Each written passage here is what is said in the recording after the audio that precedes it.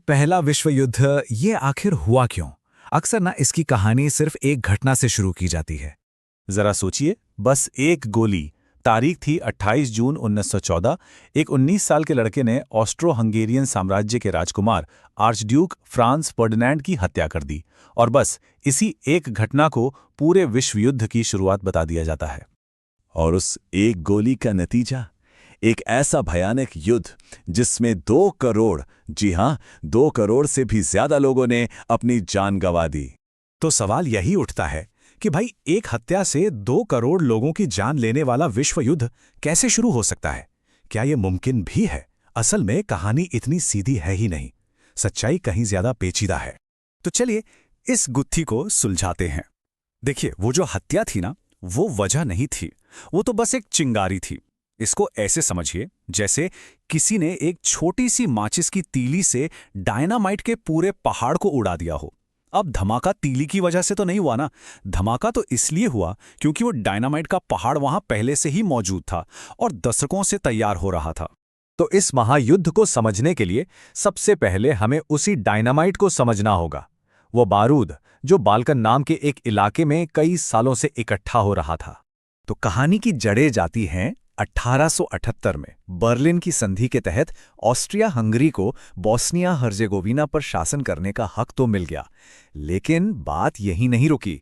1908 में उन्होंने बोस्निया को पूरी तरह से अपने साम्राज्य में मिला लिया और बस इसी एक कदम ने वहां के लोगों और पड़ोस के देश सर्बिया के दिलों में गुस्से और नाराजगी के बीज बो दिए। अब देखिए, यहां पे जातीय जुड़ाव एक बहुत बड़ा फैक्टर था। सर्बिया और बोस्निया के जो लोग थे वो खुद को साउथ स्लाव मानते थे, एक ही नस्ल के लोग, और उनका एक सपना था सारे साउथ स्लाव लोगों को एक करना और एक देश बनाना जिसका नाम होता युगोस्लाविया। तो जाहिर है, जब ऑस्ट्रिया हंगरी ने बोस्निया पर कब्जा किया तो इसे सिर्फ जमीन के एक टुकड़े पर कब्जा नहीं माना गया, बल्कि पूरे साउथ स्लाव समुदाय पर एक हमले की तरह देखा गया।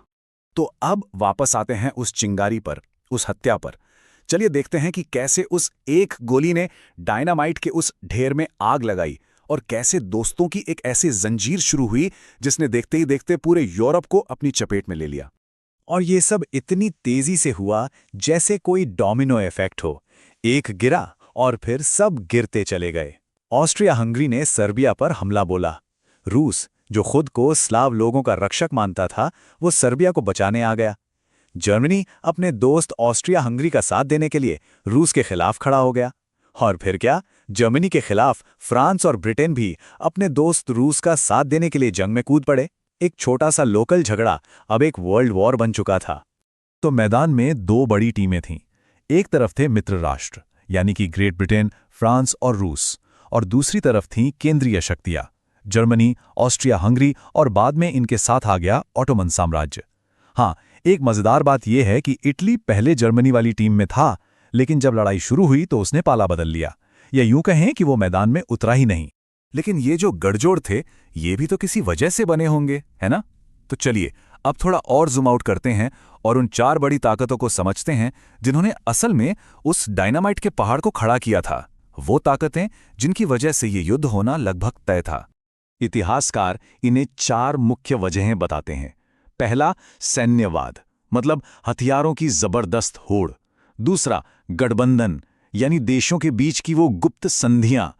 तीसरा, साम्राज्यवाद, दूसरे देशों पर कब्जा करके अपनी ताकत बढ़ाने की चाहत। और चौथा, राष्ट्रवाद, मतलब ये सोचना कि हमारा देश ही सबसे महान है। इन्हीं 4 चीजों ने मिलकर पूरे यूरोप को एक टाइम बम पर बिठा दिया था। और जब हम हथियारों की होड़ की बात करते हैं तो जरा इन आंकड़ों को देखिए। 1870 में यूरोप की बड़ी ताकतें मिलकर अपनी सेनाओं पर 94 मिलियन पाउंड खर्च कर रही थी। ठीक 44 साल बाद 1914 में ये रकम 4 गुना, सोचिए 4 गुना बढ़कर 376 मिलियन पाउंड हो गई। मतलब हर कोई बस हथियार जमा कर रहा था। और ये सब क्यों हो रहा था? साम्राज्यवाद के लिए। हर बड़ा देश दुनिया के ज्यादा से ज्यादा हिस्सों को अपनी कॉलोनी बनाना चाहता था। क्यों? आसान है, वहां के संसाधन चाहिए थे, सस्ता श्रम चाहिए था, और इससे देश का मान सम्मान भी बढ़ता था। और इसी दौड़ ने इन देशों के बीच दुश्मनी को और हवा दी। लेकिन इन सब के बीच एक बहुत ही अजीब और हैरान करने वाली बात भी है।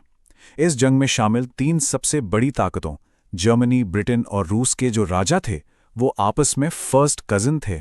जर्मनी के काइजर विल्हेम, ब्रिटेन के किंग जॉर्ज और रूस के जार निकोलस, ये तीनों महारानी विक्टोरिया के पोते थे। तो सवाल ये उठता है कि क्या इतिहास की ये सबसे खूनी जंग असल में एक फैमिली ड्रामा थी? तो अगर ये पूरी लड़ाई राजाओं और उनके साम्राज्यों की थी, तो फिर सवाल यह है कि लाखों करोड़ों आम लोगों ने इसमें अपनी जान क्यों गंवाई? इसका जवाब छिपा है प्रोपेगेंडा यानी प्रचार और असलियत के फर्क में। पोस्टरों पर, भाषणों में युद्ध को बहुत शानदार और महान चीज बताया जा रहा था। कहा गया कि सेना में भर्ती होना देश की सबसे बड़ी सेवा है, लेकिन जमीनी हकीकत वो बिल्कुल अलग थी। ज्यादातर लोगों के लिए फौज में भर्ती होना कोई देशभक्ति नहीं, बल्कि बेरोजगारी और गरीबी से बचने का आखिरी रास्ता था। इस दर्द को, इस बेबसी को लेखक थॉमस हार्डी ने अपनी एक कविता में बहुत गहराई से समझाया है। वो लिखते हैं, मैंने उसे गोली मारी जैसे वो मुझे मारता और वो वहीं ढेर हो गया। कितना अजीब है ये युद्ध। तुम एक ऐसे इंसान को मार देते हो जिसे अगर किसी बार में मिले होते तो शायद उसे ड्रिंक ऑफर करते या कुछ पैसों से उसकी मदद कर देते। ये लाइनें साफ बताती हैं कि वर्दी के पीछे दुश्मन भी एक आम इंसान ही था। और अगर इस बात का सबसे बड़ा कोई सबूत है तो वो है 1914 का मशहूर क्रिसमस ट्रूज। सोचिए, क्रिसमस के दिन लड़ाई के मैदान में ब्रिटिश और जर्मन सैनिकों ने खुद ब खुद अपनी बंदूकें नीचे कर दी। उन्होंने मिलकर जश्न मनाया, एक दूसरे को तोहफे दिए, साथ में गाने गाए। उस एक दिन के लिए वो दुश्मन नहीं, सिर्फ इंसान थे। तो फिर से वही सवाल, अगर आम सैनिक एक दूसरे से लड़ना ही नहीं चाहते थे, तो फिर ये युद्ध असल में था किसके लिए? ये एक ऐसा सवाल है जो हमें इस